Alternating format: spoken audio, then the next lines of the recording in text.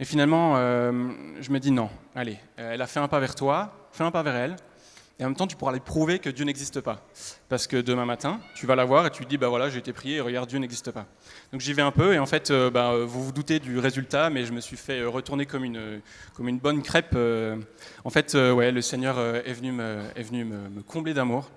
Il est venu me parler, donc je lui ai listé tout ce que j'avais dans le cœur. Et il y a eu un dialogue qui s'est engagé, un dialogue intérieur. J'ai pas vu Jésus comme Marguerite Marie, j'aurais bien aimé, mais il y a eu un dialogue intérieur et une joie immense de me savoir aimé pour ce que j'étais et pas pour ce que j'avais fait.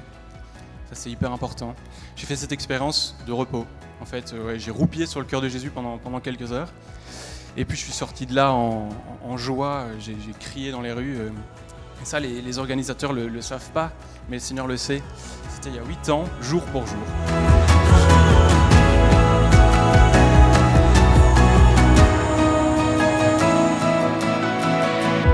Merci. Vous allez bien ?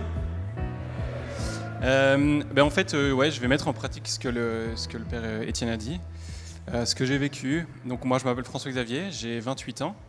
Je suis marié à une femme qui s'appelle Cécile. Et en fait, je me suis dit que tout à l'heure, les responsables de veillée avaient quand même fait fort parce qu'après avoir invité le roi britannique, ils se sont dit qu'ils allaient mettre un Belge pour témoigner. Donc voilà.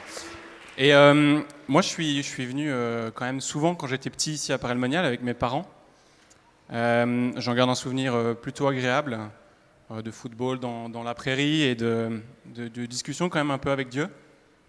Mais au fur et à mesure du temps, je m'y reconnaissais plus. Et j'ai fait un constat assez simpliste, c'est que je me suis dit que mes amis en Belgique, ils étaient heureux sans Dieu. Et donc je ne vois pas pourquoi j'avais besoin d'avoir Dieu dans ma vie pour être heureux. Et donc petit à petit, pendant mon adolescence, j'ai fait des choix de m'éloigner de Dieu et de ce que mes parents me confiaient dans la foi. Et avec mes potes, on a commencé petit à petit à prendre pas mal d'alcool. Puis je suis arrivé aux études supérieures, une année à Bruxelles. Là ça allait, c'était encore soft. Et puis je suis allé dans une ville étudiante pendant 2 ans à Louvain-la-Neuve. Et là, ouais, j'ai quand même assez mal tourné dans l'alcool, dans la drogue. J'ai fait ce qu'on appelle mon baptême étudiant. Je me suis pas mal enfoncé, on va dire. Et puis, ça a duré 1 an et demi. Et puis, les 6 derniers mois, en fait, il y avait un constat, c'est que j'allais pas au cours. Je me défonçais 5-6 jours par semaine. J'étais vide. Et il me restait à ce moment-là, pour moi, une seule solution, c'était d'en finir. Donc pendant 6 mois, tous les jours, c'était un combat pour pas me suicider. J'ai eu pas mal de chance, je suis pas passé à l'acte, parce que ma solution, c'était de plus me défoncer encore. Et en fait, plusieurs fois, pendant mes défonces, m'est revenu quelque chose, c'est que quand j'étais petit, j'étais quelqu'un de bien. En tout cas, je pensais être quelqu'un de bien. Et donc, le 24 juin 2015, j'ai pris une décision. C'est que j'ai dit, en fait, je vais partir, je vais changer de vie. Donc le 24 juin, je suis parti de chez mes parents, j'ai fugué, j'ai volé une de leurs voitures, j'ai pris de l'argent. Je leur ai écrit une lettre en leur disant que je les aimais, mais que je n'étais pas digne de leur amour. Et que je partais pour 15 ans, 20 ans, reconstruire ma vie dans un autre pays, sûrement dans le sud de l'Europe.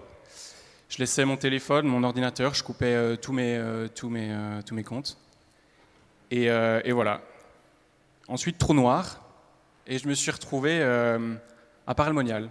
Alors, je m'en suis pas rendu compte tout de suite. J'étais à une petite chapelle au nord de Paray-le-Monial, qui est la chapelle de Romay, consacrée à la Vierge Marie. Il faisait super chaud ce jour-là. Je descends de ma voiture et je vais à la source, et puis je vois une chapelle, je me dis il fait frais dedans, je vais y aller. Et là, je fais un constat, entrer dans cette chapelle, c'est que waouh, j'ai plus envie de me suicider, je suis en paix. Ça m'interloque pas mal, et me vient une idée, c'est pareil, c'est sûrement un souvenir joyeux qui te met en paix. Et à ce moment-là, il y a une première alerte, c'est que la porte de la chapelle s'ouvre, et les gendarmes qui rentrent. Je me dis waouh, je suis parti depuis 12 heures, ils m'ont déjà attrapé, ils sont pas mal. Ils me demandent de les suivre, etc. Finalement, j'avais juste laissé la fenêtre ouverte. Moi, je stressais pas mal parce qu'en fait, il y a une information que vous n'avez pas, c'est que je suis parti sans permis. Du coup, je me suis dit, bon, il faut que je parte. Et en même temps, bah voilà, le Seigneur a gagné un peu le combat ce jour-là, c'est que je suis resté. Je suis allé sur un parking, je suis resté environ 2 semaines là à dormir, à lire un peu, à respirer en fait, à redécouvrir en fait une liberté. C'est qu'en fait du jour au lendemain, le Seigneur m'a libéré de l'alcool et de la drogue sans m'en rendre compte. Et le 11 juillet, je vais à l'Aldi, donc un peu au-dessus de Paris. Je vois une bonne femme qui galère avec ses courses, me fout un peu de sa gueule, et puis finalement, allez, je me dis, je vais aller l'aider, je vais prendre ses courses dans ma voiture. Cette bonne femme, bon, je vais dire heureusement, mais à l'époque, c'était peut-être malheureusement, c'était une sœur consacrée. Je me dis, 2e alerte, il faut peut-être que je parte. La 3e alerte, c'est qu'en fait, elle travaille en Belgique. Enfin, elle me dit qu'elle travaille en Belgique, etc. Je me dis, oh, la communauté de l'Emmanuel en Belgique, mes parents. Non, moi, j'ai coupé cette vie, donc c'est fini.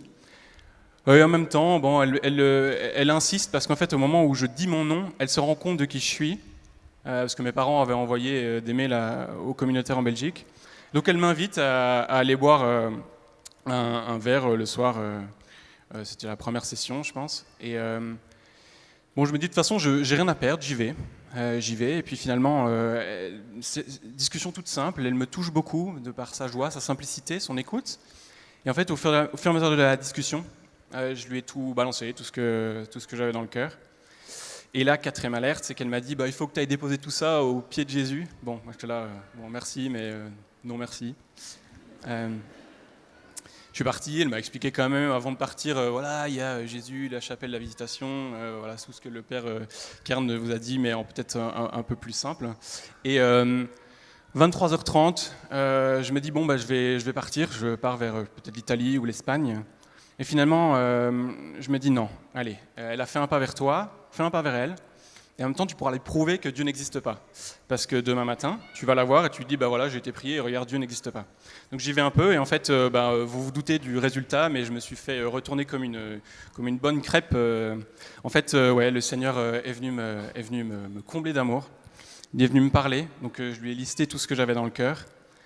Et il y a eu un dialogue qui s'est engagé, un dialogue intérieur. J'ai pas vu Jésus comme Marguerite Marie, j'aurais bien aimé, mais il y a eu un dialogue intérieur et une joie immense de me savoir aimé pour ce que j'étais et pas pour ce que j'avais fait. Ça, c'est hyper important. J'ai fait cette expérience de repos. En fait, j'ai roupillé sur le cœur de Jésus pendant quelques heures. Et puis, je suis sorti de là en joie. J'ai crié dans les rues. Et ça, les organisateurs le savent pas, mais le Seigneur le sait. C'était il y a 8 ans, jour pour jour. Donc on est le 12 juillet, et le 12 juillet, il y a 8 ans.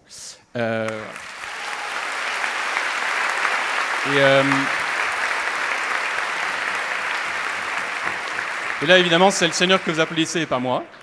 Mais c'est pas fini parce que, en gros, j'avais tout listé au Seigneur et le lendemain, ce jour-là, le 12 juillet, je vais revoir Jacqueline. Elle me dit, elle est hyper heureuse, mais elle me dit, voilà, viens à la messe. Première fois de ma vie que je vais à la messe délibérément. Et là, c'était atroce parce que un combat intérieur assez énorme. Jacqueline, à la fin de la messe, m'explique que, en fait, il faut que je me confesse. Et donc, comme vous, sûrement cette semaine, j'ai fait l'expérience de la confession qui m'a libéré. Ça a duré longtemps, mais voilà. Et puis après, je ne vais pas rentrer dans les détails, mais le Seigneur a mis pas mal de choses sur mon chemin. Je suis resté à Paris pendant plus d'1 an. Mais comme le père Étienne a dit, on est tous fatigués. On est tous vraiment fatigués, que vous soyez ici à Paris depuis la 20e, 30e fois, peut-être même plus, ou depuis la première fois. Peu importe la raison de votre venue, que ce soit délibéré ou pas, que vous soyez catho ou pas. Après, il y aura l'adoration. Ou alors ce soir, la chapelle de la visitation est ouverte. En fait, allez-y, allez vous reposer. Allez faire comme moi, que ça vous parle ou pas. Allez poser ce que vous avez dans vos vies sur le cœur de Jésus. Amen.